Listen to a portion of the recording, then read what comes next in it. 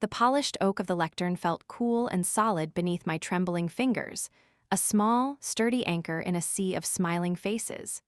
It was my retirement party, the culmination of 40 years spent as a chief financial officer, a career I had built with precision and integrity. The room was filled with the gentle hum of conversation, the clinking of glasses, and the warm glow of chandeliers. Colleagues, friends, and my only son, David, were all there, their faces upturned towards me, waiting for the words of wisdom and gratitude that were expected on such an occasion. But my focus wasn't on them. My eyes were fixed on my daughter-in-law, Claire, who was standing near the bar. She held 2 glasses of champagne, the fine crystal sparkling under the lights. She caught my gaze and gave me a smile that was just a little too bright, a little too sharp at the edges. It was a smile I had come to know well over the past 5 years, a beautiful mask that never quite reached her eyes. She began to walk towards me, weaving through the crowd with a practiced grace. As she approached the small table next to the lectern where my glass of water sat, she did something I will never forget. With a swift, almost imperceptible movement, her back momentarily shielding her actions from the room, she tilted a tiny, dark vial over my champagne glass. I saw it. I saw the faint shimmer of clear liquid mix with the bubbling gold. I saw her slip the empty vial back into the sleeve of her silk dress. The entire action took no more than 2 seconds. She then placed the glass on the table next to my speech notes, her smile unwavering. She raised her own glass in a silent toast and mouthed the words, "For your new beginning, Margaret." The world seemed to slow down. The hum of the party faded into a distant roar. A new beginning? Was this what she meant? An end masquerading as a beginning. My mind, the same mind that had navigated complex corporate acquisitions and multi-million-dollar budgets, went into overdrive. Every interaction, every backhanded compliment, every time she had asked about my will or my investment portfolio, flashed before my eyes. For years, I had dismissed my unease as the overprotective anxiety of a mother who felt she was losing her son. I had told myself I was being uncharitable, that I was simply not used to Claire's modern and direct way of speaking. But in that single, silent moment, the truth crystallized with brutal, chilling clarity. My daughter-in-law had just tried to poison me. I stood there, the speech I had so carefully prepared turning to ash in my mouth. They were all waiting. David was smiling proudly, completely oblivious. Claire was watching me, her expression a perfect blend of wifely support and public adoration. She expected me to pick up the glass. She expected me to take a sip after my speech, a celebratory toast to my own demise. The cold fury that washed over me was unlike anything I had ever experienced. It was a glacial rage, sharp and clear. I had survived corporate sharks, market crashes, and the devastating loss of my husband 20 years ago. I had raised my son alone, pouring every ounce of my love and resources into his future. I would not be undone by this shallow, greedy woman in a silk dress. My mind raced, calculating odds and outcomes with the speed of a trading algorithm. I couldn't accuse her, not here, not now. There was no proof. It would be my word against hers, the hysterical ramblings of an emotional old woman against the calm denial of a concerned daughter-in-law. They would call me senile, confused. It was the perfect crime, committed in plain sight, masked by a celebration of my life. But she had made one critical mistake. She had underestimated me. She saw a frail, retiring woman. She did not see the mind that was still as sharp as a shard of glass. I took a deep breath, quieting the tremor in my hands. I smiled, a wide, warm smile that I hoped reached my eyes. "Thank you all for being here," I began, my voice steady, betraying none of the turmoil inside me. 40 years is a long time. It's a lifetime, really. I spoke of my early days at the company, of the challenges and the triumphs. I thanked my colleagues, my mentors, my friends. I kept my eyes away from the 2 glasses on the table, focusing instead on the faces in the crowd. I could feel Claire's gaze on me, patient, expectant. She was waiting for the toast. Finally, I turned my attention to my family. "And of course," I said, my voice softening, "I have to thank my wonderful son, David."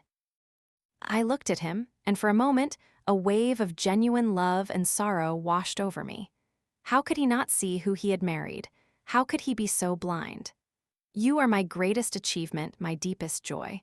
Watching you grow into the man you are today has been the privilege of my life. Then I turned to Claire. And to Claire, I said, my smile never faltering. My daughter, who has brought so much life into our family. I am so looking forward to spending more time with you both in my retirement. In fact, I can't think of a better way to start this new chapter than with a toast. This was it, the moment of truth. The entire room seemed to hold its breath. Claire's smile widened. She had won, or so she thought. With a fluid movement that felt both impossibly slow and incredibly fast, I reached for the glasses. But instead of picking up my own, I picked up hers. And in the same motion, I slid my glass, the poisoned one, into the spot where hers had been. I held her glass aloft. "Claire, my dear," I said, my voice ringing with false affection. "You have been working so hard to put this beautiful party together. You look a little flushed. Please, you must be thirsty. Let us toast together, but let this first toast be to you, to your health and to our future." I extended her original glass back to her. Her eyes widened for a fraction of a second. A flicker of confusion, of panic, crossed her features before being quickly suppressed. She couldn't refuse, not in front of everyone. It would look strange, ungrateful. She was trapped. Her own perfect crime had become her cage. "Oh, Margaret, you shouldn't have," she stammered, her voice a little tight. She took the glass from my hand. Our fingers brushed, and I felt a tremor in hers. I held my glass, the poisoned one, aloft. "To Claire," I announced to the room. The guests all raised their glasses. "To Claire," they echoed. I watched her face. The mask was starting to crack. She looked at the glass in her hand, then at me. Her eyes were screaming, but her mouth was still smiling. She had no choice. She lifted the glass to her lips. And as I tipped my own glass back, letting the champagne barely touch my tongue for show, I watched her take a deep, long swallow from the glass she had intended for me. The taste of betrayal in my mouth was bitter, but the sight of her sealing her own fate was, in a terrifying way, the sweetest justice I could imagine. The applause that followed was thunderous, a wave of cheerful sound that washed over the silent, deadly drama that had just unfolded. Claire lowered her glass, her hand shaking slightly. She managed a weak smile, her eyes still locked on mine. In their depths, I saw not just panic, but a dawning, horrified understanding. She knew what I had done. And she knew that I knew what she had done. The war had begun, and the first shot had been fired without a single word. David, blissfully unaware, came up and wrapped his arms around me in a tight hug. "That was a beautiful speech, Mom," he whispered in my ear. "I'm so proud of you." I hugged him back, my heart a cold, heavy stone in my chest. "I love you, David," I whispered, the words tasting like a lie. How could I love the son of the woman I had just in essence sentenced? But how could I not? He was my son, the innocent in all of this, or was he? The question, venomous and sharp, began to curl in the back of my mind. For the next half hour, I was a ghost at my own celebration. People came up to me, shaking my hand, sharing memories, wishing me a happy retirement. I smiled, I laughed, I nodded in all the right places, but my mind was elsewhere. My entire consciousness was a spotlight trained on Claire. She was trying to act normal, mingling with guests, accepting congratulations on a beautifully organized event. But I could see the signs, the subtle tells that no one else would notice. I saw the way she kept touching her stomach, a slight frown creasing her brow. I saw the sheen of sweat on her forehead that had nothing to do with the temperature of the room. She kept darting glances at me, her eyes wide with a mixture of fear and disbelief.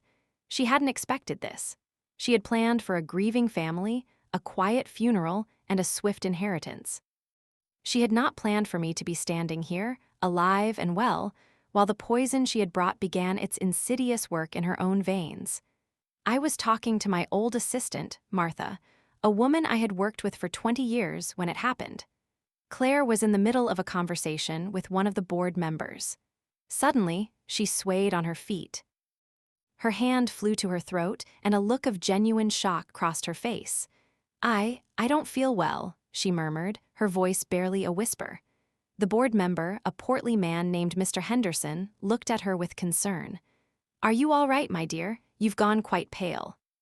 Claire tried to wave it off. "I'm fine, just a little dizzy." But then her legs buckled. She gasped, a strangled, guttural sound that cut through the party's cheerful chatter. The wine glass she was holding slipped from her fingers and shattered on the polished floor, the sound like a gunshot in the suddenly silent room. David spun around, his face a mask of confusion.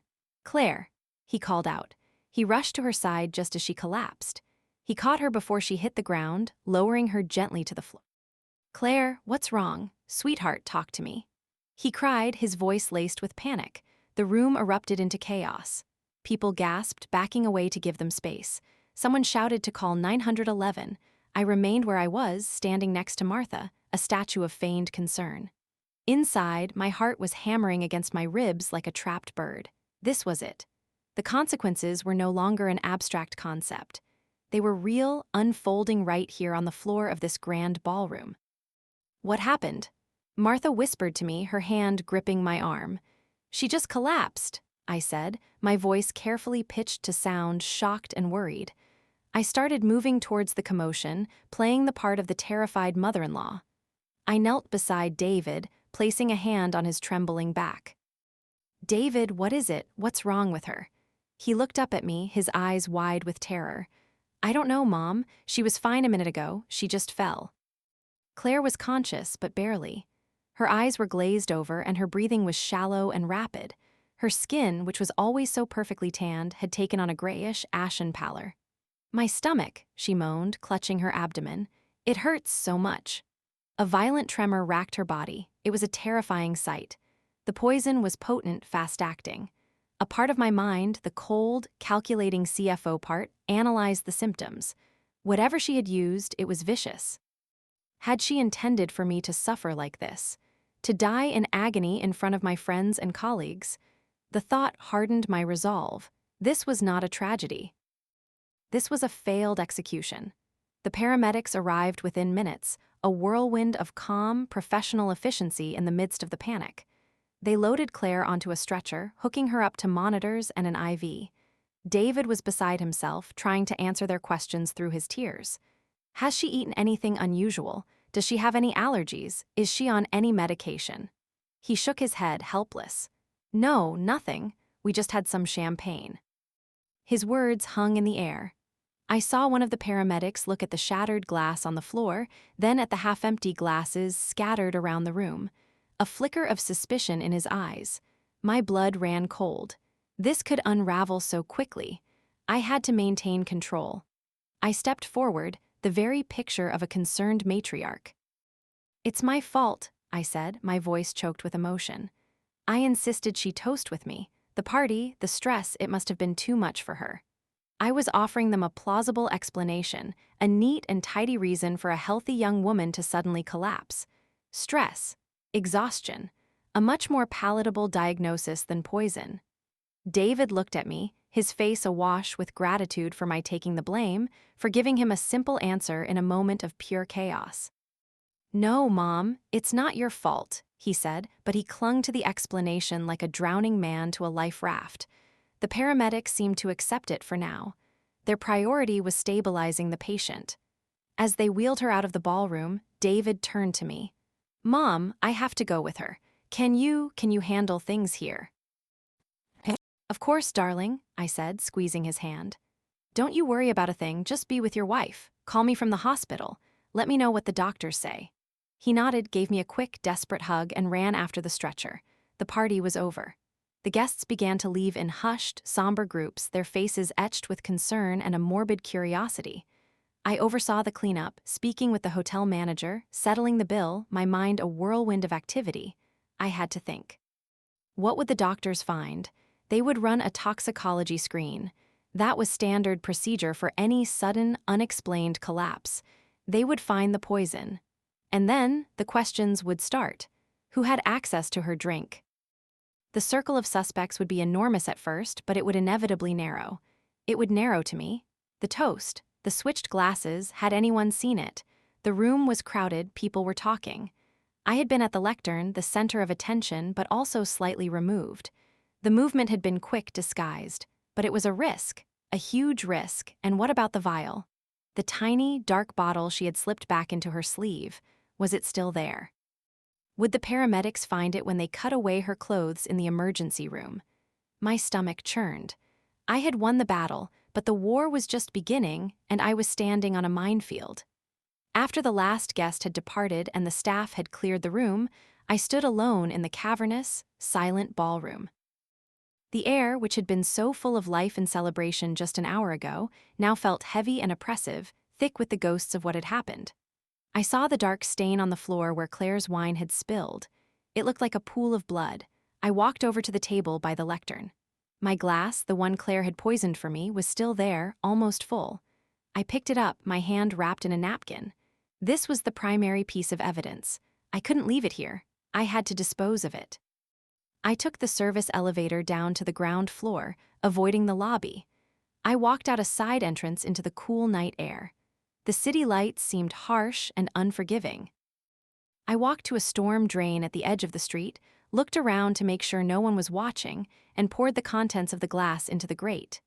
The golden liquid disappeared into the darkness below, a secret swallowed by the city. Then, I carefully wrapped the crystal glass in several layers of napkins and placed it in a public trash receptacle a block away. I walked back to my car, my steps measured and deliberate. I was no longer Margaret Thatcher, the respected CFO. I was a strategist, a survivor, a woman who had just stared into the abyss and forced her enemy to jump in first. As I drove home through the empty streets, my phone rang. It was David. I pulled over to the side of the road, my heart pounding, and answered. "David, how is she?" "Mom," his voice was broken, a shattered wreck. "It's bad. They don't know what's wrong with her. Her organs they're shutting down. They said it's some kind of aggressive toxin. They asked me if she could have ingested poison." The word hung between us, electric and terrifying. Poison, he had said it. The doctors had said it. The time for pretending this was stress or exhaustion was over. "Poison," I repeated, my voice a perfect imitation of horrified disbelief. "David, that's impossible. Who would want to poison Claire?"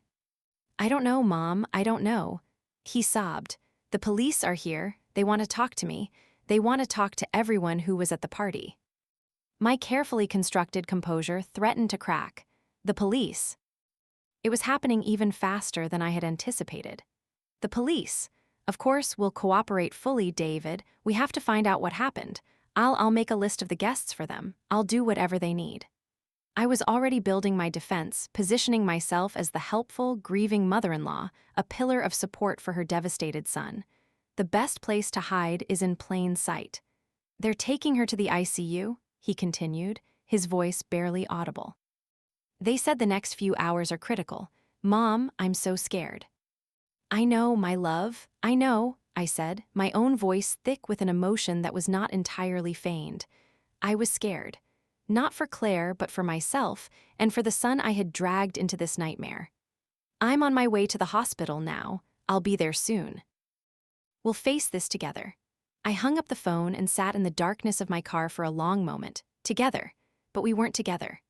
A chasm had opened between us the moment Claire tilted that vial, and now I stood on one side and he on the other, blinded by a love for a woman who would have murdered his mother for money. I put the car in drive and pulled back onto the road, heading towards the sterile, unforgiving lights of the hospital. The night was far from over. The hospital was a sterile maze of white corridors and hushed, anxious whispers. The air smelled of antiseptic and fear. I found David in the waiting room of the intensive care unit, a small, grim space furnished with uncomfortable chairs and outdated magazines. He was slumped over, his head in his hands, his body trembling with ragged sobs. He looked up as I approached, his face pale and tear-streaked, his eyes red-rimmed and hollow with a despair I had not seen since his father passed away. He looked so young, so vulnerable. He was my son, my little boy, lost in a storm he couldn't comprehend. "Mom," he choked out and launched himself into my arms. I held him tightly, stroking his hair, murmuring words of comfort that felt like stones in my mouth. "It's going to be okay, David. She's strong, she'll pull through this." Even as I said it, a cold part of my brain was calculating probabilities. The doctors had said her organs were shutting down. The poison was clearly designed to be lethal. Her chances of survival were slim. And if she died, what would that make me? A doctor came out to speak with us. She was young, with a kind but weary face. "Mr. Alden, I'm Dr. Evans." David pulled away from me, wiping his eyes. "How is she? Is she okay?" The doctor's expression was grim. "Your wife is in critical condition. We're doing everything we can, but the toxin is incredibly aggressive. It's causing systemic organ failure. We've identified it as a derivative of ricin, a highly potent and rare poison. It's not something a person comes into contact with by accident. We've been in contact with the police. This is now a criminal investigation." Ricin, the name sent a jolt of ice through my veins. This wasn't some impulsive act. Claire had researched this. She had acquired a substance that was difficult to obtain and nearly impossible to trace. She had planned my death with the same meticulous attention to detail that I used to plan a corporate budget. She had meant to erase me completely and irrevocably. "Did you find anything on her? In her purse? Her clothes?" I asked, my voice steady. I had to know about the vial. Dr. Evans shook her head. "No, the police are going to be searching your home, Mr. Alden. And they'll need to examine the venue where the party was held. They've also requested a full guest list. A detective will be here shortly to take your formal statements." No vial. That was a small mercy.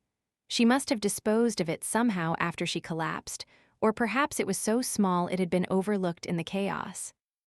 Or maybe it was still in the sleeve of her dress, waiting to be found. The uncertainty was excruciating. Just then, two detectives approached us. They were plain-clothed, a man and a woman, both with the tired, observant eyes of people who spend their lives looking at the worst of humanity.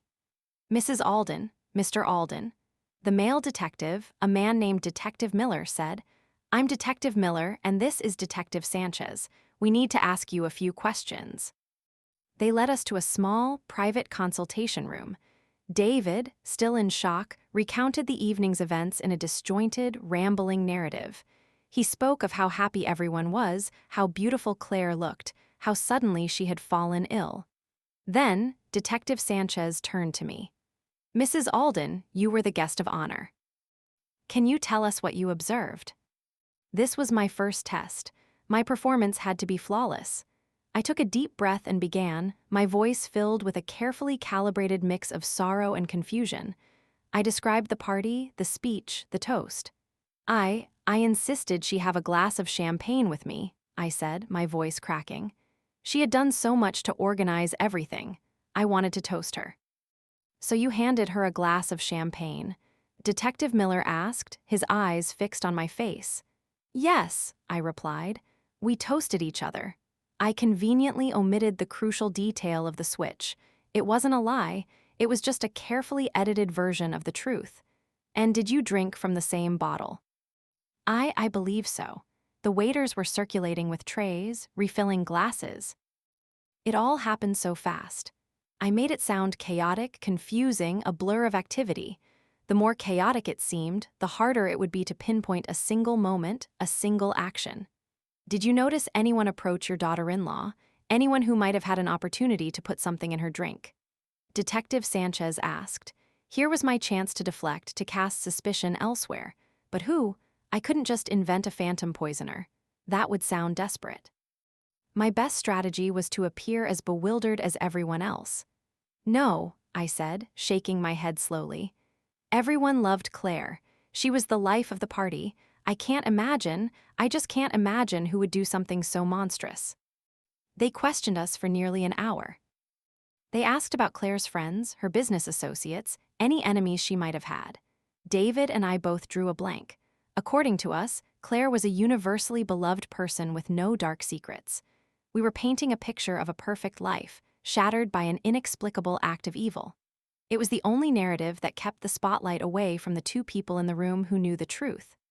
After the detectives left, promising to be in touch, David and I were left alone again in the sterile silence. He had stopped crying. The shock had given way to a kind of numb disbelief. "Ricin," he said, the word sounding alien on his tongue. "Where would someone even get that? It sounds like something out of a spy movie." "I have no idea, darling," I said, stroking his arm. "The police, they think it was someone at the party," he continued, his mind slowly piecing together the implications. Someone we know, one of our friends or colleagues. The thought horrified him. The idea that someone in his trusted circle could be a monster. He had no idea the monster was his own wife, and that the person who had stopped her was his own mother. I stayed with him at the hospital for hours. We drank bitter coffee from vending machines and watched the minutes tick by on the wall clock. Nurses and doctors came and went, their faces giving nothing away. At around 3 a.m., Dr. Evans returned. Her expression was grave. "Mr. Alden, I'm so sorry. Your wife's condition has deteriorated. Her kidneys have failed and her liver is not far behind. We've put her on a ventilator to help her breathe. We're doing everything we can, but I have to be honest with you. The damage is catastrophic. It would take a miracle for her to survive this." David collapsed back into his chair as if struck. The finality in the doctor's voice was like a death sentence. A miracle? There would be no miracle. Claire was going to die, and I had killed her. The thought was a physical blow. I had acted in self-defense, yes. It was her or me. But that didn't change the fact that I had made a conscious choice that would lead to her death. I watched my son break down, his body racked with a grief so profound it seemed to shake the very foundations of the room, and I felt nothing, a cold, terrifying emptiness. The part of me that should have felt guilt or pity for my son was silent. It had been replaced by a primal instinct for survival, a cold, hard resolve that was utterly divorced from morality. I took David home in the early hours of the morning. Our house, the house I had lived in for 40 years and had planned to sign over to him and Claire upon my retirement, felt cavernous and cold. I made him some tea and helped him to bed as if he were a small child again. He fell into an exhausted, fretful sleep. I, however, knew I would not be able to rest. My mind was a battlefield. I had to think about what came next. The police would be back. They would search the house. Was there anything here, anything of Claire's? I had to find it before they did. I went to the bedroom that David and Claire used when they stayed over. It was neat and impersonal like a hotel room. But Claire had left things here. A suitcase from their last visit. A box of personal items in the closet. My hands shaking, I began to search. I felt like a criminal, a burglar in my own home. I went through her clothes, her makeup bag, her books. Nothing. Then I saw her laptop on the desk. My heart hammered against my ribs. The search history. The emails. If there was a trail, it would be on there. I tried to turn it on, but it was password protected. Of course, it was. I sat there, staring at the blank screen, my mind racing. What would her password be? Her birthday? Her pet's name? Our anniversary? I tried a few combinations, but nothing worked. I was locked out. Frustrated, I turned my attention to the closet again. In the back, tucked away behind a stack of old blankets, was a locked metal box. A safe box. It was small but heavy. I shook it. Something rattled inside. This was it. I could feel it. Whatever secrets Claire was hiding were in this box. I took it to the garage, my hands trembling. I found a hammer and a heavy-duty screwdriver. My heart pounded with a mixture of fear and adrenaline as I worked to pry the lock open. The noise was deafening in the silence of the pre-dawn house. Finally, with a loud crack, the lock gave way. I lifted the lid. Inside, there were several stacks of documents. There were bank statements, showing accounts I had never known about, filled with money whose origin was a mystery. There were loan agreements from shady-looking payday lenders with exorbitant interest rates. There were threatening letters from creditors. It was clear that they were in serious financial trouble, a deep, desperate hole they had hidden from me completely. But that wasn't the worst of it. At the very bottom of the box, I found a small, leather-bound journal. My blood ran cold. I opened it. It was Claire's diary. Her handwriting was a neat, precise script. The last entry was dated the day before the party. I read the words, and the world fell away. "Tomorrow is the day," she had written.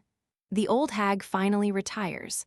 The final step is in place. It has to look like a natural, tragic event. A sudden heart attack or a stroke brought on by the excitement. The doctors will be sympathetic. The poison is tasteless, odorless, and mimics the symptoms perfectly. David will be devastated, of course, but he'll get over it. He's weak. He'll lean on me, and I'll be there to comfort him. And then, finally, everything she has will be ours. The house, the stocks, the fat retirement account she's been hoarding for decades. Our money problems will be over. A new beginning, for us. The diary slipped from my numb fingers. It was all there. Premeditated, cold-blooded murder for financial gain. The old hag.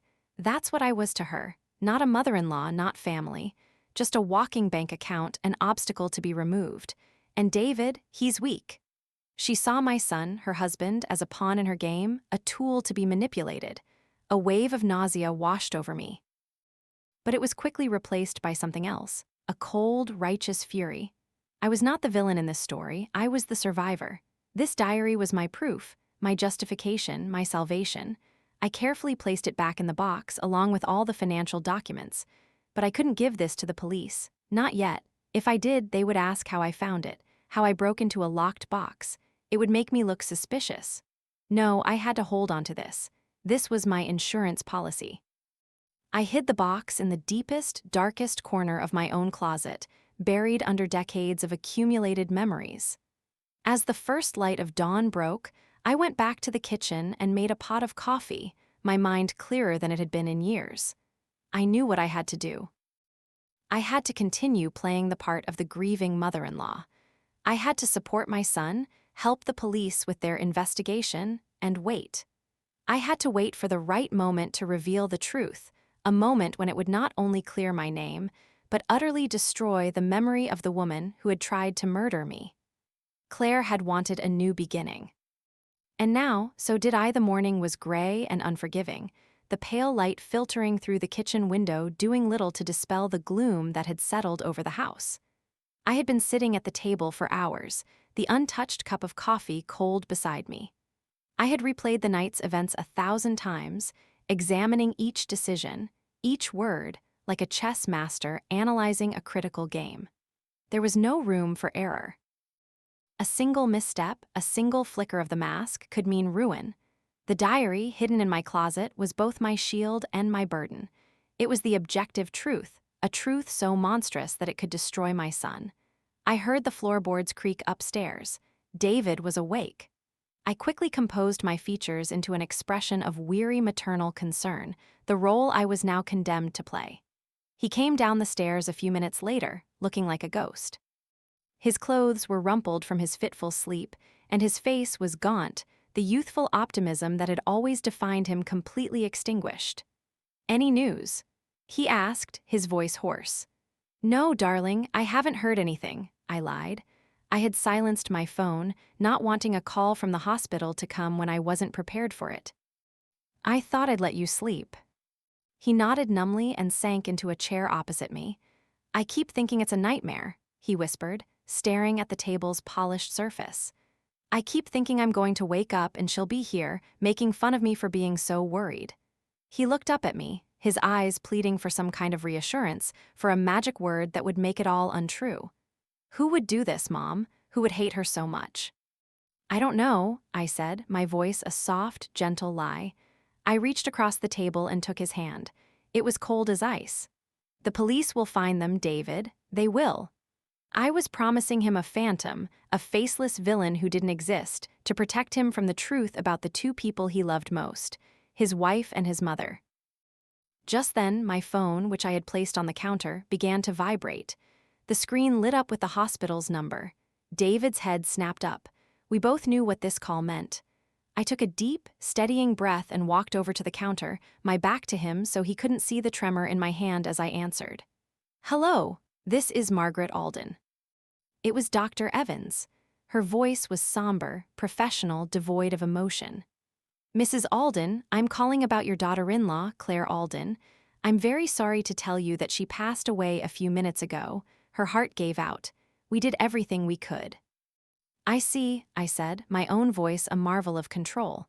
"Thank you for calling, doctor. We appreciate everything you did." I ended the call and stood there for a moment, my hand resting on the cool marble of the countertop. She was gone. It was over. A life had been extinguished because of my actions. I felt a strange, hollow sensation, a profound and unsettling quiet in the center of my being. There was no triumph, no relief, just a vast, cold emptiness. I turned to face my son.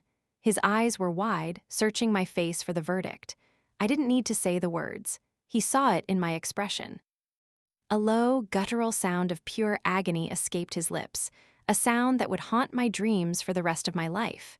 He doubled over as if he had been physically struck, his body convulsing with a grief so raw and absolute it was terrifying to behold. "No," he moaned, the word muffled by his hands. "No, no, no."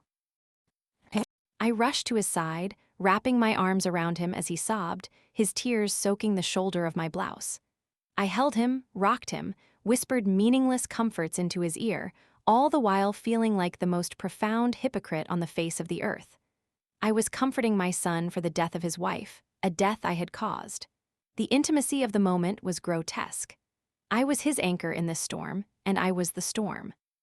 We stayed like that for a long time, the silence of the house broken only by his heart-wrenching sobs. The bright, cheerful kitchen, the scene of so many happy family breakfasts, felt like a funeral parlor. Eventually, his tears subsided into a series of shuddering, exhausted breaths. He pulled away, his face a swollen, blotchy mask of despair. "I need to go to the hospital," he said, his voice thick and broken. I need to see her." "Of course, my love," I said gently. "I'll drive you." But before we could move, the doorbell rang.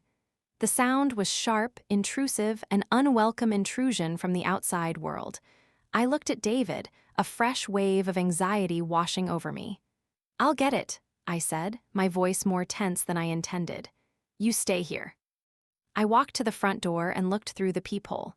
Detectives Miller and Sanchez stood on my doorstep, their faces grim and official. They knew.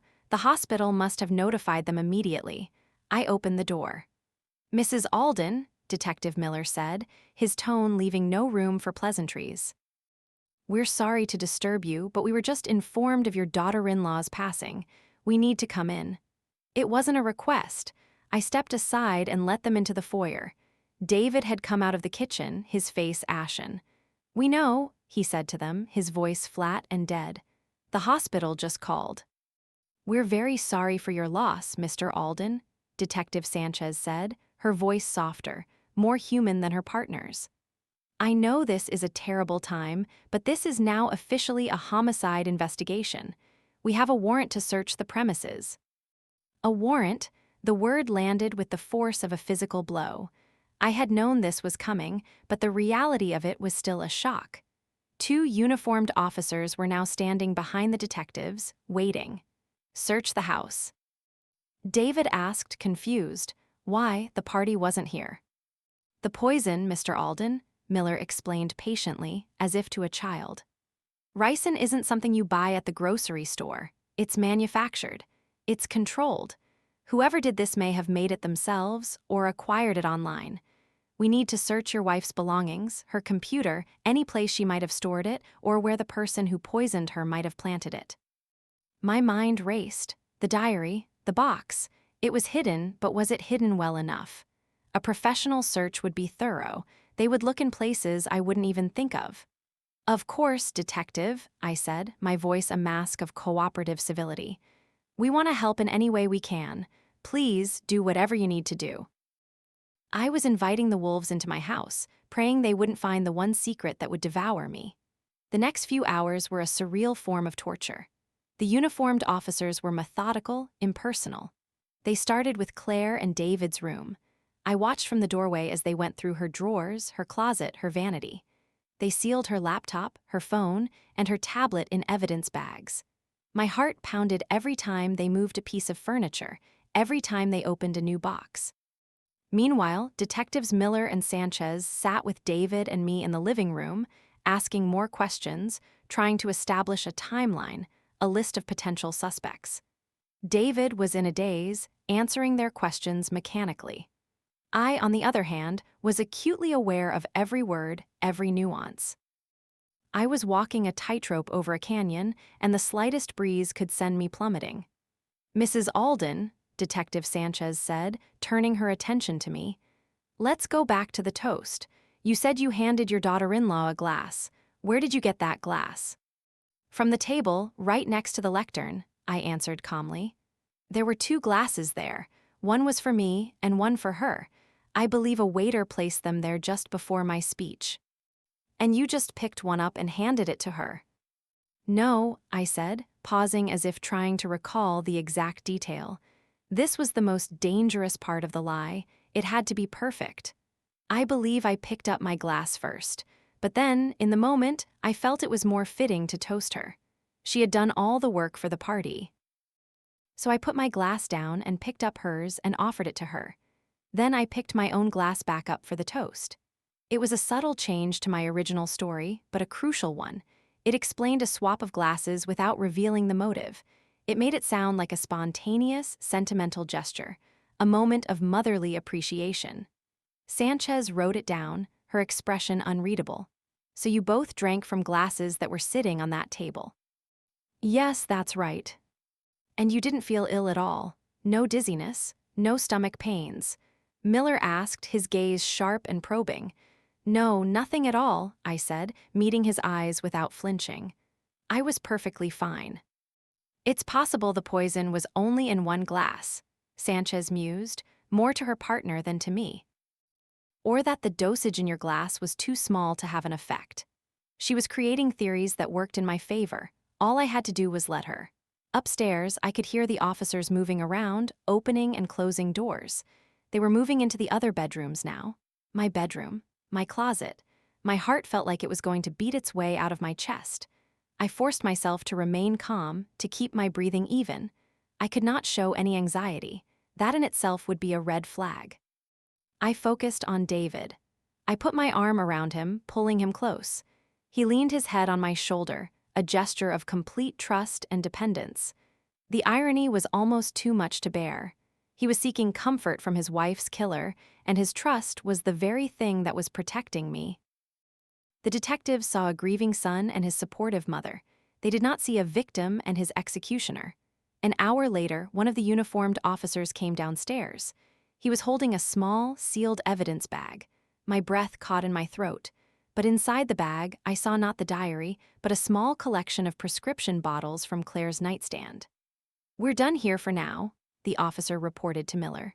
We've collected all electronics and any medications or supplements we found. They had missed it. They had been in my closet, inches away from the box, and they had missed it. A wave of relief so powerful it almost made me dizzy washed over me. I had survived. For now. After the police left, the house felt violated, tainted. David went upstairs, saying he needed to lie down.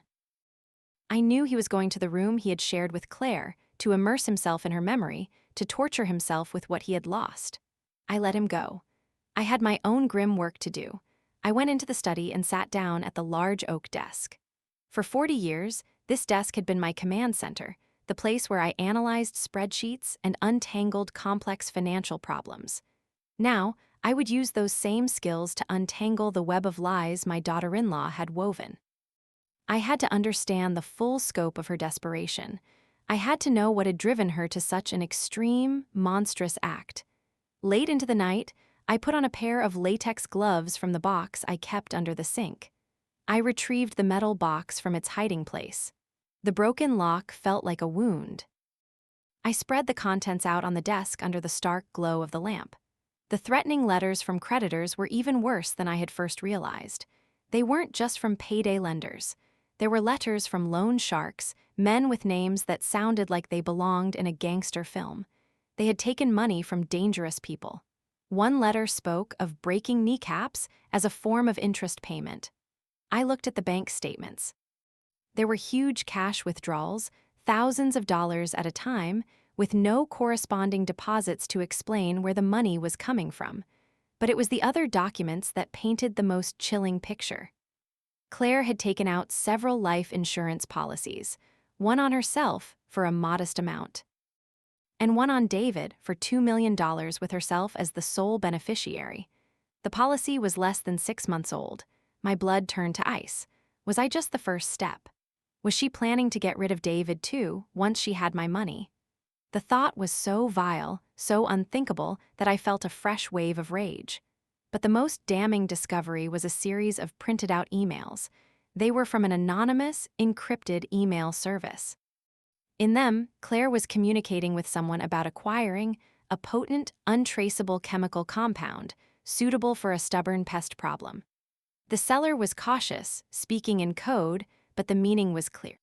The final email confirmed a payment of $10,000 in cryptocurrency and provided instructions for a dead drop pickup in an industrial park on the other side of town.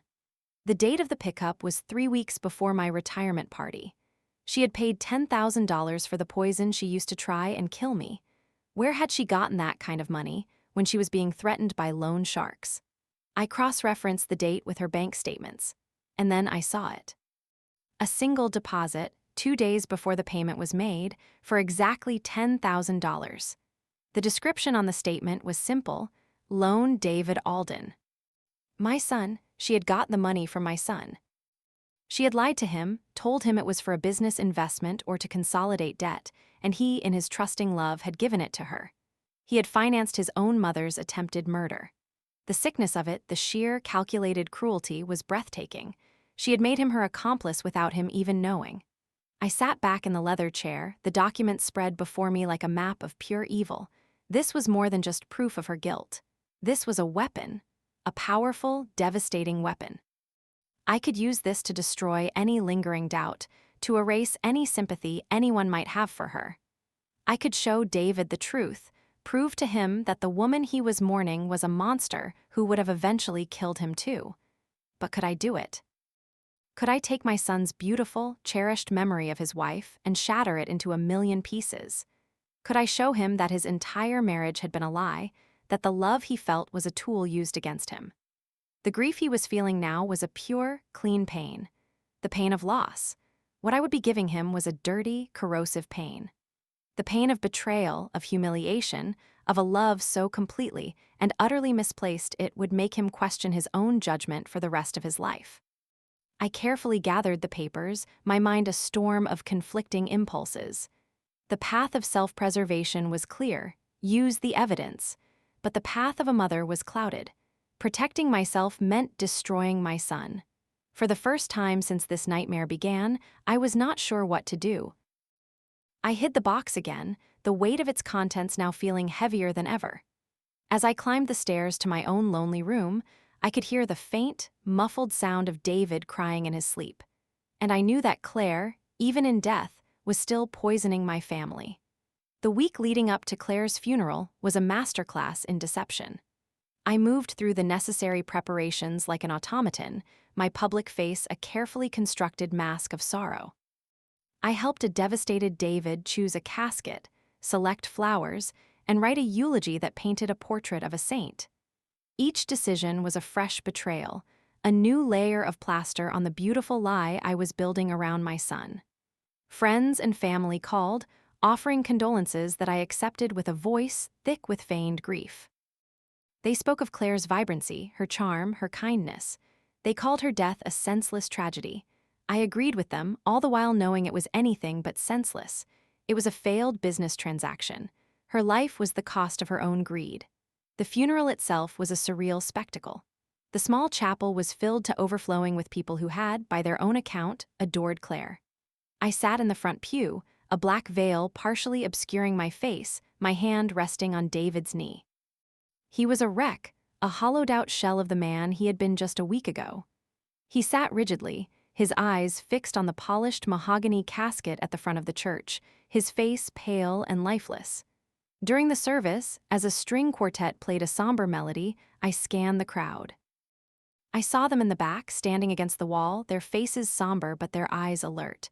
Detectives Miller and Sanchez. They weren't here to mourn, they were here to observe. To watch the grieving family, to look for a flicker of guilt, a hint of something that didn't belong. I met Miller's gaze for a brief second, held it, and then looked away, letting a tear I had summoned with a force of will trace a path down my cheek. I had to be the grieving mother, not just for David, but for them. When David stood up to deliver the eulogy, his voice trembled so violently I thought he would collapse. He spoke of how he and Claire had met, of her laugh, of her dreams for their future. "She was my everything," he said, his voice cracking, the words echoing in the silent chapel. "My compass, my anchor, my home. I don't know how to live in a world without her in it." Listening to him pour his heart out for a woman who had called him weak and planned to murder his mother was a unique and exquisite form of torture. I wanted to scream. I wanted to stand up and tell them all the truth, to shatter the sanctimonious grief that filled the room. But I couldn't. I just sat there, the dutiful mother-in-law, and let his words wash over me, each one a fresh stab of guilt and rage. After the service, at the graveside, as they lowered the casket into the cold, dark earth, David finally broke. The rigid control he had maintained shattered, and he fell to his knees, his sobs raw and unrestrained. I knelt beside him, wrapping my arms around him, shielding him from the curious, pitying eyes of the other mourners. As I held my weeping son, I looked up and saw Claire's parents. They were watching us, their faces etched with their own profound grief. Her mother gave me a small, tearful nod of solidarity, a gesture of shared loss between two women who had loved Claire. The hypocrisy of the moment was suffocating. They had lost a daughter. I had lost, what had I lost? My son's happiness, my own innocence. My future. Claire had taken all of it, and she had almost taken my life.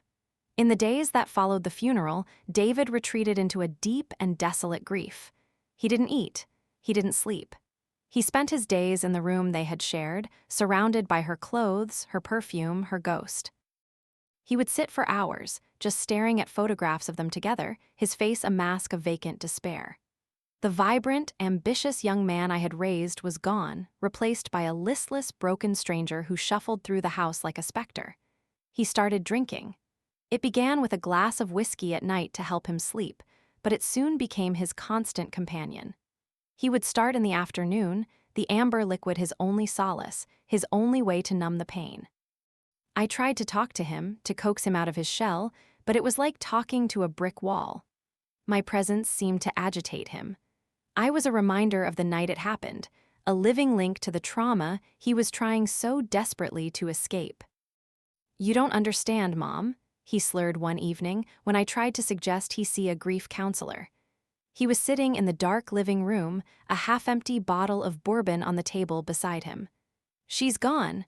What's the point of talking about it? It won't bring her back." "David, this isn't healthy," I pleaded. "You're destroying yourself." He laughed, a bitter, broken sound that held no humor. "Destroying myself? I'm already destroyed. The person who did this, they didn't just kill Claire, they killed me too." His words were a knife in my gut. He was right, and I was the one holding the weapon. My decision to switch the glasses had saved my life, but it had created this deep, festering wound in my son. I was watching him self-destruct, and the truth, the only thing that could potentially cauterize that wound by burning away the lie, was locked in a box in my closet. But I was a coward. I was too afraid of the fire. The police were a constant, low-level hum of anxiety in the background of our grief-stricken lives. They called every few days with an update, which was always the same. They had no new leads. They had interviewed every guest from the party. They had analyzed Claire's laptop and phone, but she had been clever. The encrypted emails about the poison were on a separate, disposable device, which I knew they would never find. They had found the evidence of their financial troubles, the loans, the credit card debt. This had given them a potential motive. Perhaps Claire had been killed by one of the loan sharks. They were pursuing that angle, but without any solid evidence, it was just a theory. About 3 weeks after the funeral, Detectives Miller and Sanchez came to the house again. I met them in the living room while David was upstairs, passed out in his room. "Mrs. Alden," Miller began, getting straight to the point. "We're still having trouble finding a suspect. We keep coming back to the party itself. The poison had to be administered there." "I've told you everything I know," I said, my voice weary. The constant performance was exhausting. "We know," Sanchez said, her tone gentle but firm. "But we'd like to walk through the moment of the toast one more time. You said you offered her your glass as a sentimental gesture." "That's not what I said," I corrected her instantly, my mind sharp and defensive. "I said I put my glass down and picked up hers to offer her the first toast. It was her glass." It was a lie, but it was a consistent lie. I could not afford to get the details wrong. Miller leaned forward slightly, his eyes narrowing. It's a strange detail, Mrs. Alden. In a moment of celebration, to engage in that kind of glass shuffling. Most people would just raise the glass they were holding. He was pushing. He suspected something was off about that moment, but he didn't know what. The air in the room grew thick with unspoken accusation. I suppose it was strange, I conceded, affecting a tone of wistful sadness. I wasn't thinking clearly. I was emotional. It was my retirement. My son was there, his beautiful wife. I was just overcome. I wanted to honor her. I'm afraid I can't give you a more logical explanation than that, detective. Grief and shock are not always logical. I was using my age, my gender, my status as a grieving mother to build a fortress of emotional irrationality around myself, and I could see from the frustration in his eyes that it was working. He couldn't poke holes in feelings. Just as they were preparing to leave, a new and terrifying complication arrived at our front door. A large, black sedan pulled into the driveway. Two men got out. They were both large and powerfully built, dressed in expensive but ill-fitting suits. They looked entirely out of place in our quiet, suburban neighborhood. They walked up to the front door and rang the bell with an insistent, heavy finger. The detectives and I exchanged a look of surprise. "Were you expecting someone, Mrs. Alden?" Miller asked.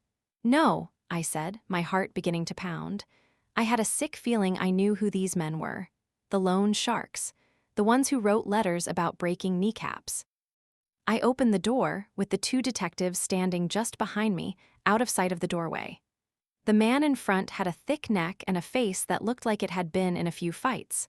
A long, thin scar ran from his temple to his jaw. "We're here to see Claire Alden," he said, his voice a low, gravelly rumble. He didn't know she was dead. "I'm afraid that's not possible," I said, my voice shaking slightly. The man's eyes narrowed. "Look, lady, we're not here to play games. She owes Mr. Morty a lot of money. He's run out of patience." At that moment, Detective Miller stepped forward, flashing his badge. "I think you gentlemen need to talk to us," he said, his voice calm but authoritative. The two men froze. Their expressions shifted from menacing confidence to pure panic. They hadn't counted on the police being here. They exchanged a look, and in an instant, they turned and bolted, sprinting back to their car. They jumped in, tires squealing as they tore out of the driveway and sped down the street. Miller and Sanchez ran out to their own car, shouting the license plate number into their radio.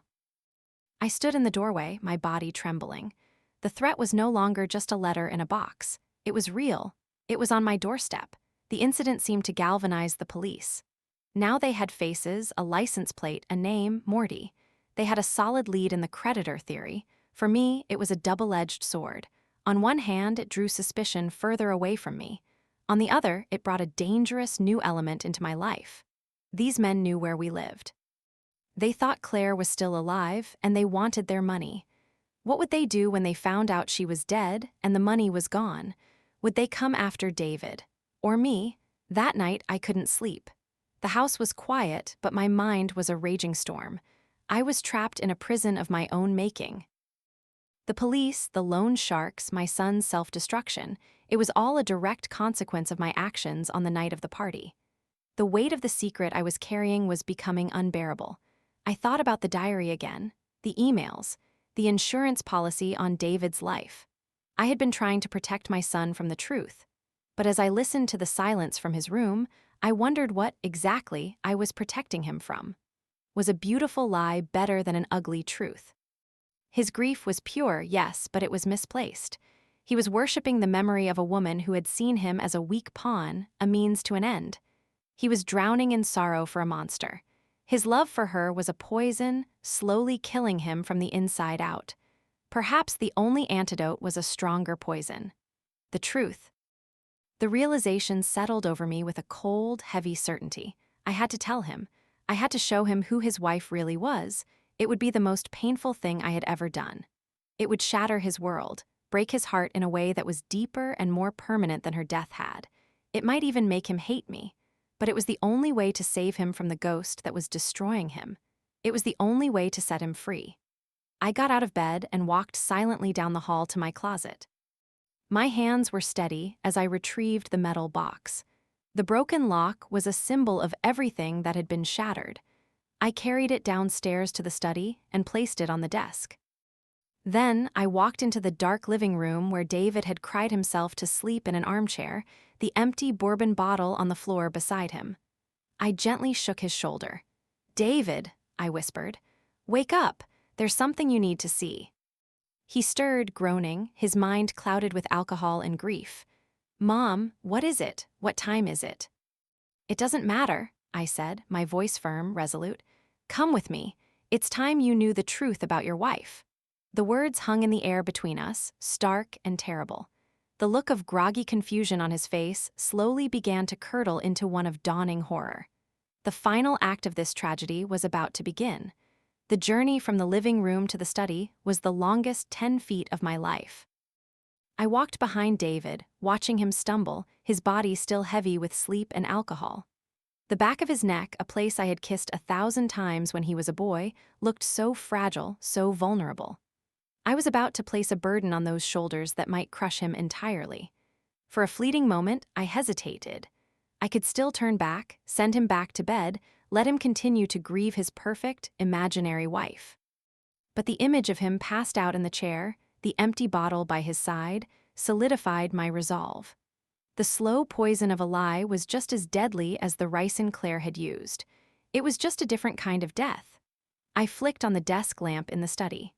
The sudden, harsh light illuminated the metal box, making it look like a malevolent artifact on the polished wood. David squinted, shielding his eyes. "Mom, what is this? What's going on?" "Sit down, David," I said, my voice leaving no room for argument.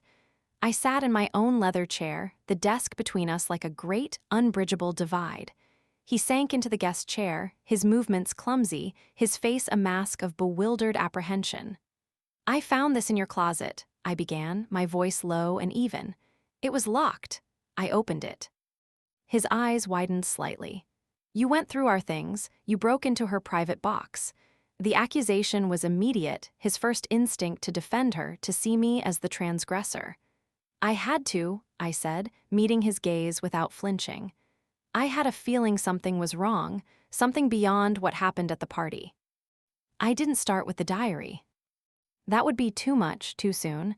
I had to deconstruct his reality piece by piece. I slid a sheaf of papers across the desk towards him. "Start with these." He picked them up hesitantly. They were the letters from the loan sharks. His eyes scanned the first page, his brow furrowing in confusion. "What is this?" "Mr. Morty's final notice." He looked up at me, his eyes clouded. "This must be some kind of mistake." "Keep reading," I urged. He shuffled through the papers, his movements becoming more frantic as he saw the threats, the exorbitant sums, the menacing language. "This is insane," he muttered. "We weren't in any trouble. Claire handled our finances. She was brilliant with money." "Was she?" I pushed another stack of documents towards him, the bank statements. The massive, unexplained withdrawals. "Look at the dates, David. Look at the amounts. Thousands of dollars gone week after week. Does that look brilliant to you?" He stared at the statements, his knuckles white as he gripped the papers. I could see the gears turning in his head, the desperate attempt to make it all make sense, to find an explanation that didn't betray the woman he loved. "She must have been investing it," he stammered, the excuse sounding weak even to his own ears. "A project she didn't tell me about. She wanted to surprise me." "A surprise?" I asked, my voice sharp with a cruelty I didn't know I possessed. "Look at this." I slid the printout of the email across the desk, the email about the pest control. His eyes scanned the coded language, and for a moment he didn't understand. "I don't get it," he said, shaking his head. "Read the last line, David. The payment, $10,000, now look at this." I gave him the final bank statement, my finger pointing to the deposit. $10,000. From a loan you gave her 2 days before that payment was made. Do you remember giving her that money? His face went slack. The color drained from his cheeks. I could see the memory flicker in his eyes. "Yes," he whispered. She said it was for a short-term investment opportunity, a guaranteed return, to help us get a down payment on a new house." He looked from the email to the bank statement and back again. The horrible truth was beginning to dawn, a monstrous shape emerging from the fog of his denial. "No," he said, shaking his head, his voice pleading. No, it can't be. It was time for the final killing blow.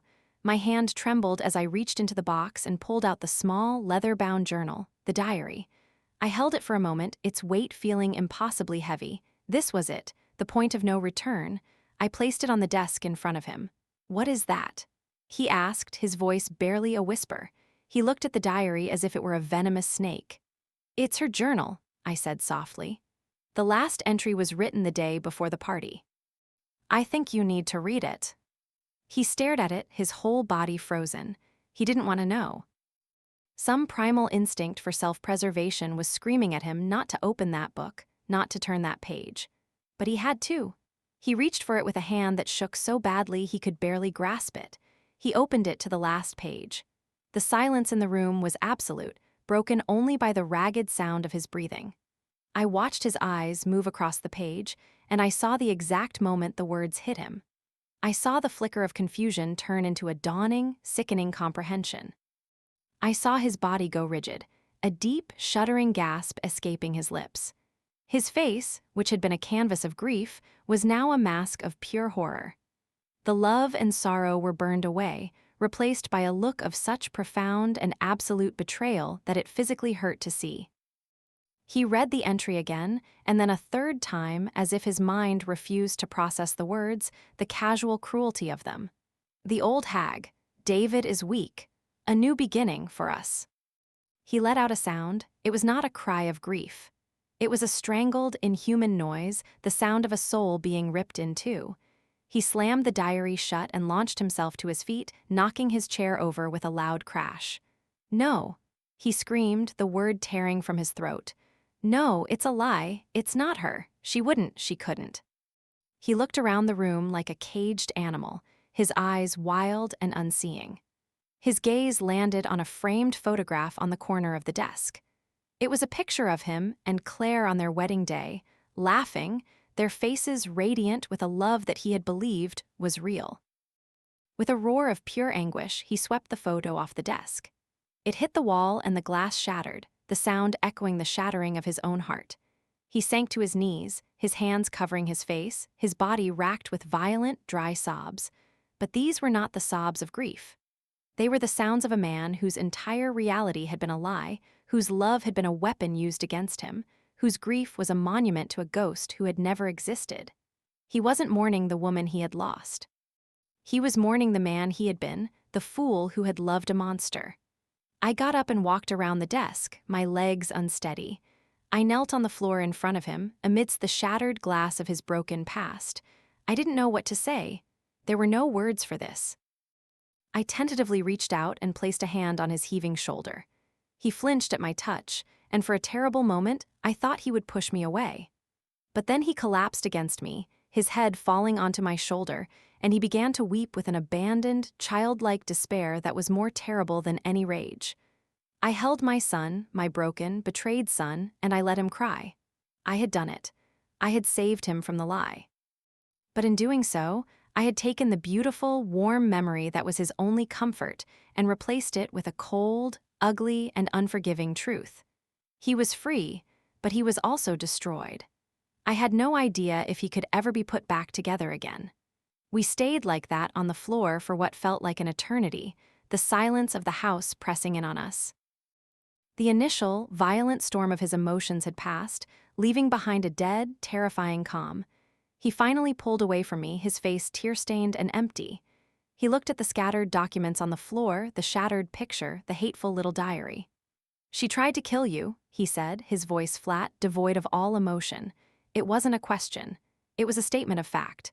A new reality he was trying and failing to accept. Yes, I said softly.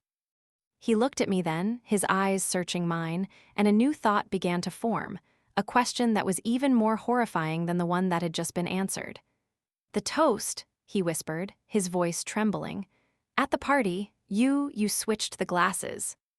My blood ran cold. He had seen it, or he had pieced it together. The strange, sentimental gesture, my complete lack of symptoms. His mind, now free of the fog of love and denial, was seeing the truth with a terrible clarity. I couldn't lie. Not now, not about this. I owed him that much. I simply nodded, unable to speak. The look on his face was something I will never forget. It was not anger. It was not accusation. It was a slow, dawning, and utterly devastating understanding. He understood not just that his wife had tried to kill his mother, but that his mother had, in turn, killed his wife. He had been living in a house of secrets, a pawn in a deadly game between the two women he loved most in the world. "You knew," he breathed, the words barely audible. "All this time. At the hospital, at the funeral, you knew." "David, I did it to save my own life," I whispered, my voice pleading for him to understand. It was her or me. He didn't seem to hear me. He was staring into the distance, his mind grappling with the enormity of it all. His wife was a murderer. His mother was a killer. And he was the grieving widower, the heartbroken son, a puppet whose strings had been cut, left to fall in a tangled, broken heap. He stood up slowly, unsteadily, like an old man. He looked at me, and for the first time, I saw something in his eyes I had never seen before, a flicker of cold, hard anger. It was not directed at the ghost of his wife. It was directed at me. "You let me mourn her," he said, his voice low and shaking with a quiet rage. "You stood by me at her grave. You watched me fall apart. You let me grieve for a monster, and you never said a word. I was trying to protect you." I cried, the words tearing from my throat. "I didn't want you to have to live with this. I thought it would be better for you to have a beautiful memory, even if it was a lie." "A beautiful memory." He shot back, his voice rising. "You call this a beautiful memory. My life has been a lie, my marriage was a fraud. The woman I loved was a sociopath who was going to kill you and then probably me, and the whole time you knew, and you played along." He gestured wildly around the room. "What was this, Mom? Some kind of performance? Were you enjoying it, watching me cry my eyes out for the woman you killed?" "That's not fair," I sobbed. "I did what I had to do. What would you have me do? Let her kill me?" "I don't know," he roared, the sound echoing through the silent house. "I don't know anything anymore." He stormed out of the study, leaving me kneeling on the floor, alone with the wreckage of our family. I could hear him upstairs, slamming doors, drawers, the sounds of a man tearing his own life apart. I had told him the truth to set him free, but I had only succeeded in driving him away, in turning his grief into a rage that was now directed entirely at me. I had lost him. In trying to save my son, I had lost him completely. I am Margaret Alden. I am a survivor. I am a killer. And I am a mother who has just destroyed her own child. What would you have done in my place? Would you have told him the truth, knowing it would break him? Or would you have let him live with the lie, protecting his heart but sacrificing his reality? Tell me what you think in the comments below. I need to know. For more stories that explore the dark corners of the human heart, please subscribe to Mama Lottie Stories. Your support means the world to me. I stayed on the floor of the study for a long time, the shattered glass of the picture frame digging into my knees. The silence from upstairs was more terrifying than the rage had been. I finally pulled myself to my feet and began to methodically gather the documents, my mind numb. I placed the diary, the letters, the emails back into the metal box. This box was Pandora's curse. I had opened it, and all the evils of the world had flown out, leaving only a sliver of hope that I couldn't yet see. I knew I couldn't leave things like this. David was in a dangerous, volatile state. I crept upstairs and stood outside his bedroom door. It was slightly ajar. I peered inside. The room looked like it had been hit by a tornado. Clothes were ripped from the closets, drawers were overturned. He had erased every trace of her. In the middle of the floor, he was kneeling over a pile of photographs, methodically tearing each one into tiny pieces. His movements were robotic, his face a blank mask of cold fury. He looked up and saw me watching. "Get out," he said, his voice flat and dead. "David, please," I whispered. "We need to talk." "There's nothing to talk about," he said, not looking at me again, his attention returning to the destruction of his memories. "My wife is dead. My mother is a liar. My life is over. Now please get out of my house." "Your house?" The word stung, but he was right. I had already planned to sign it over to them. In his mind, it was already his. I was just a guest here now, a ghost from a past he wanted to erase. I retreated, my heart a cold, heavy stone in my chest. I went to my own room and packed a small overnight bag. I couldn't stay here tonight. The air was thick with his hatred for me. I needed to give him space. But where could I go? I had no one. My friends were from a life that no longer existed.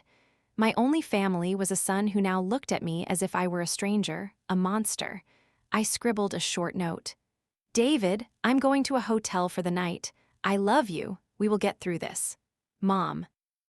I left it on the kitchen table, a pathetic little white flag in the middle of a war zone. As I walked out the front door and into the cold night, I felt a loneliness more profound than any I had ever known. I had won the battle against Claire, but I had lost everything in the process. I drove aimlessly for what felt like hours, the city lights a meaningless blur through my tear-filled eyes. The note I left on the table felt like a final act of motherhood, a desperate, futile gesture in the face of an insurmountable chasm. Each glowing streetlight seemed to illuminate a different facet of my failure. I had protected my life, yes, but I had incinerated my sons in the process. The hotel room I finally checked into was sterile and impersonal, a beige box that perfectly mirrored the emptiness inside me. I sat on the edge of the stiff, unfamiliar bed, and the silence was deafening. It was the silence of absolute solitude. For 2 days, I heard nothing. My calls to David went straight to voicemail. My texts were left unanswered, stark blue ticks on a screen that signified a delivery without an audience. The silence was a form of torture, a blank space where my imagination could run wild with terrifying possibilities. Was he drinking himself into oblivion? Had he hurt himself? Had he packed a bag and simply left, disappearing from my life forever? The not knowing was a slow, agonizing poison, a different kind from the one Claire had chosen, but no less effective. On the 3rd day my phone finally rang. It was an unknown number. My heart leaped into my throat. "Hello," I answered, my voice trembling. "Mrs. Alden," a man's voice asked. It was Detective Miller. My relief was so profound it almost buckled my knees, but it was immediately replaced by a fresh wave of anxiety. "Detective, is everything all right? Is it David?" "Your son is fine, Mrs. Alden, at least physically. He came into the station this morning. He brought us some things." The blood drained from my face. "Things?" I whispered, already knowing the answer. "Yes, a metal box, containing a diary, some financial statements, and a series of emails. I think you know what I'm talking about."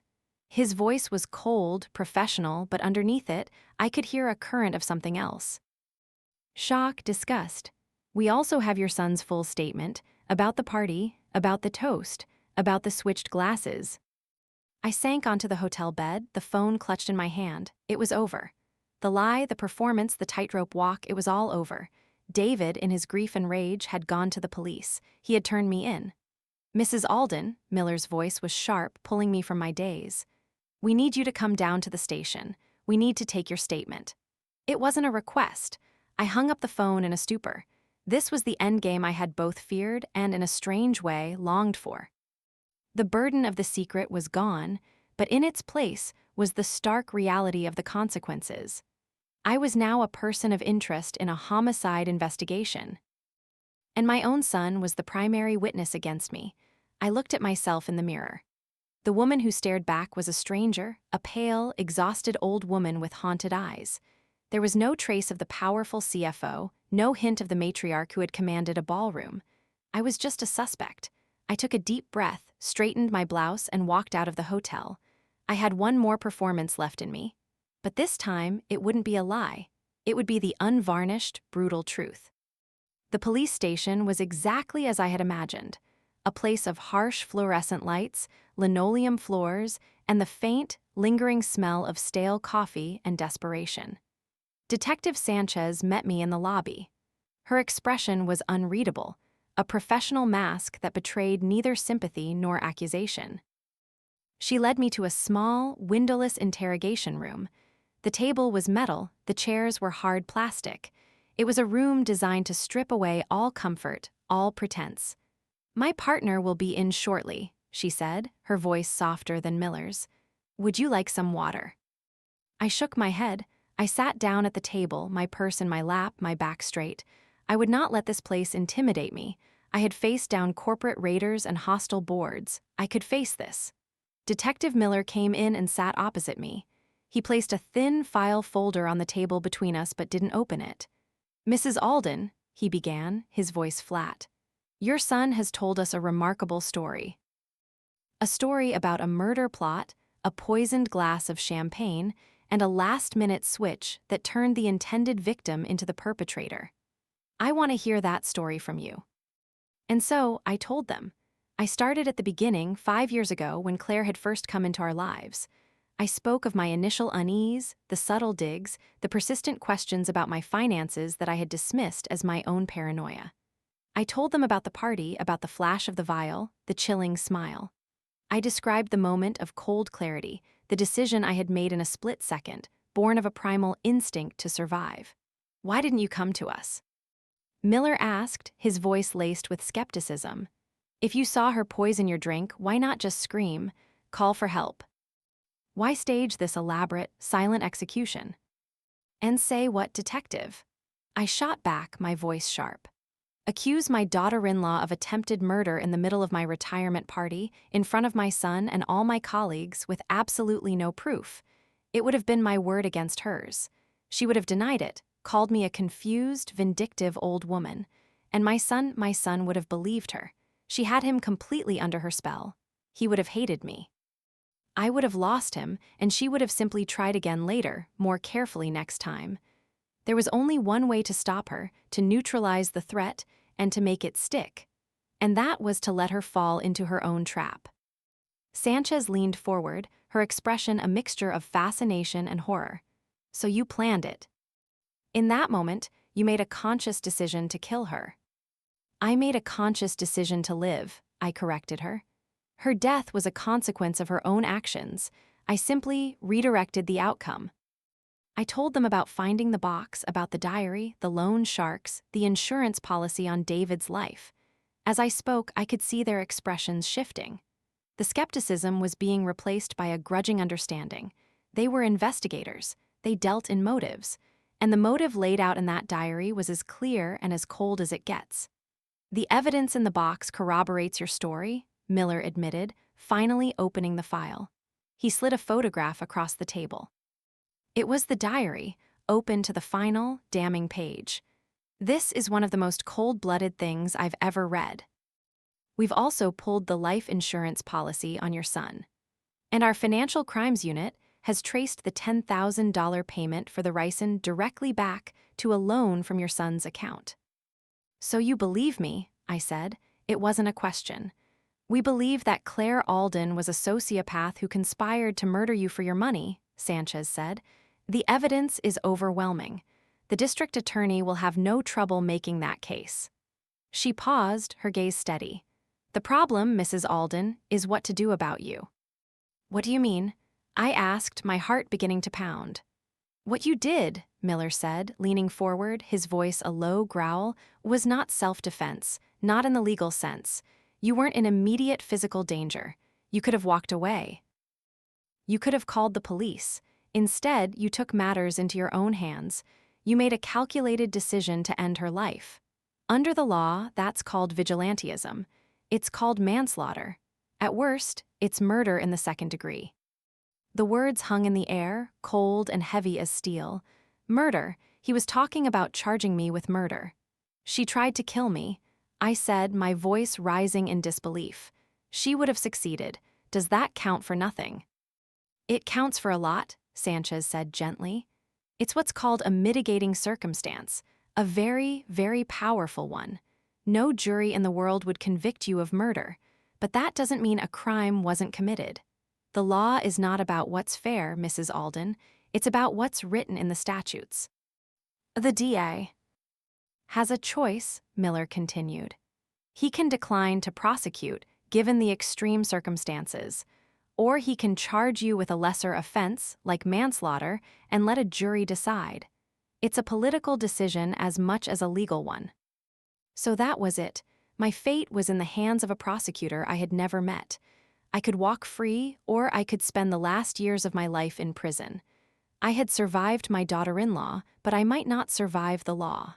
As the interview concluded, I asked the question that had been burning in my mind since I'd walked in. My son, David, where is he? He's at home, Sanchez said. He's having a difficult time. He did the right thing, Mrs. Alden. He brought us the evidence we needed to understand what really happened. But he also implicated his own mother in a homicide. That's a heavy burden for anyone to carry. Can I see him? I asked. Miller and Sanchez exchanged a look. That's probably not a good idea right now, Miller said. He's requested some space. I left the station and walked out into the blinding afternoon sun. I felt strangely light, as if a physical weight had been lifted from my shoulders. The truth was out. The secret was no longer mine to carry alone. Whatever happened next, it was out of my hands. I was no longer a player in the game, I was just a piece on the board, waiting to see where I would land. I didn't go back to the hotel. I didn't know where to go, so I just started walking. I walked through the city, through neighborhoods I hadn't seen in years. I walked for hours until my feet ached and the sun began to set. I found myself in a small park overlooking the river. I sat on a bench and watched the water, a great, dark, indifferent current, moving relentlessly towards the sea. My phone buzzed in my purse. I pulled it out, my heart skipping a beat. It was David. I answered on the first ring. David. There was a long silence on the other end of the line. I could hear his breathing, shaky and uneven. Mom, he finally said, his voice thick with an emotion I couldn't decipher. I'm at the house. Can you come home? I'm on my way, I said, tears springing to my eyes. When I walked through the front door, the house was dark, except for a single light coming from the study. The mess was gone. The shattered glass had been swept away. The overturned furniture had been righted. David was sitting at the desk, the empty metal box in front of him.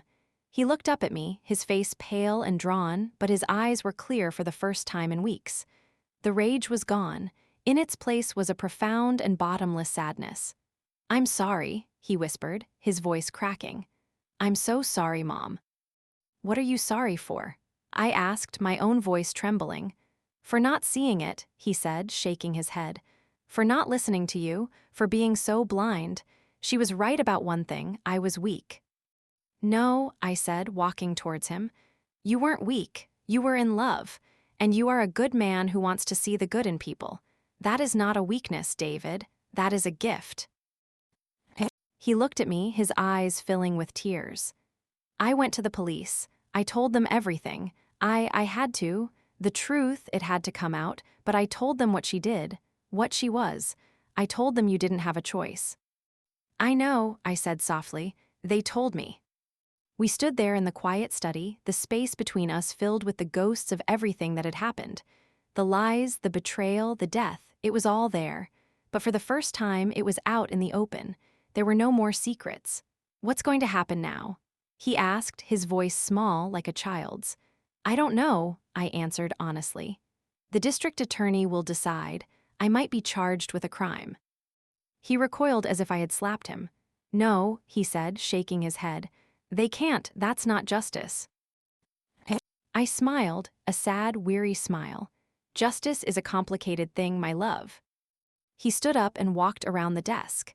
He stopped in front of me, and then he did something I wasn't sure he would ever do again. He wrapped his arms around me.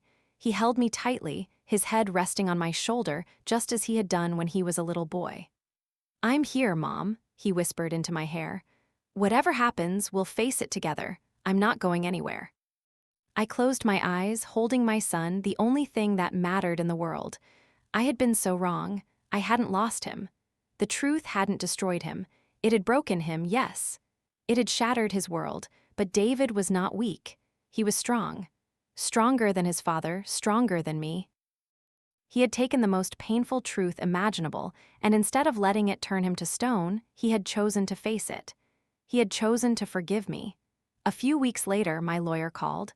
The district attorney's office had made a decision. They were declining to prosecute. Officially, they're citing extreme emotional disturbance and justifiable use of force under duress, my lawyer explained. Unofficially. They said, and I quote, "There's not a jury in this state that would convict that woman, and we're not going to waste the taxpayers' money trying. They've ruled Claire's death a homicide, but the case is being closed. The perpetrator is listed as unknown. I was free, the legal battle was over. But the war inside my own heart and my son's was just beginning. We sold the house, the place that held too many ghosts. We moved to a smaller place in a new city where no one knew our names.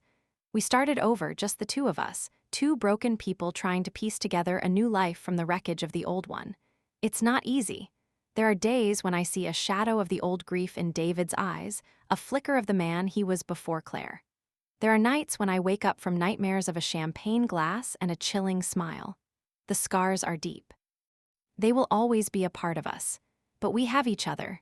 We talk, really talk, for the first time in years. We share the burden of our story. The truth, as brutal and as ugly as it was, did not, in the end, destroy us.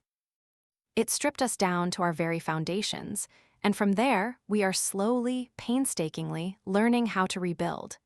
My name is Margaret Alden, and this is my new beginning.